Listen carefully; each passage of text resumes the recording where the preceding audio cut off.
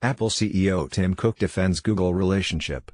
Apple CEO Tim Cook defended his company's relationship with Google, saying it's not a perfect thing but that he believes the company has the best search engine. Cook, who has equated the data collection practices of other technology giants to surveillance, pointed to Apple's efforts to while still offering Google's search engine. "We have private web browsing," Cook said. "We have an intelligent tracker prevention. What we've tried to do is come up with ways to help our users through their course of the day. Google to serve as the default search engine for iPhone and iPads. It's not a perfect thing," Cook said. "I'd be the very first person to say that. But it goes a long way to helping." Cook is again distancing himself from social networks and search engines, but is nevertheless responsible for taking billions from Google in exchange for making it the default on iOS and Safari. His defense? Google has the best product, even if they disagree on principles. While Facebook and Google face a reckoning over their handling of user data and privacy, Apple has remained virtually untouched by the drama sweeping through Silicon Valley.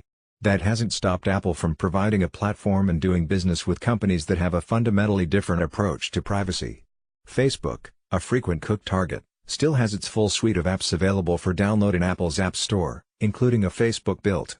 Last month, in a speech given to European lawmakers in Brussels, Cook rebuked his Silicon Valley neighbors for hoarding data, which he said can be weaponized against us with military efficiency. He didn't name any particular companies, but made it clear which company he was talking about. "Every day, billions of dollars change hands and countless decisions are made on the basis of our likes and dislikes, our friends and families, our relationships and conversations, our wishes and fears, our hopes and dreams," he said. Cook has said in the Axios interview that he thinks regulation is now inevitable.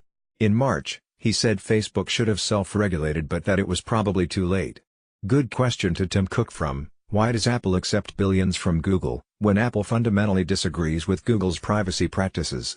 Cook called it surveillance last month. Apple positioned itself as a champion of user privacy long before the current public awakening. In 2016, Cook notably declined to cooperate with the FBI when authorities sought to unlock an iPhone that was part of a criminal investigation. Apple also continues to add for users, including secure password management, and has bolstered its, which Apple said prevents companies from tracking users as they browse the internet. Alyssa Newcomb is an NBC News contributor who writes about business and technology.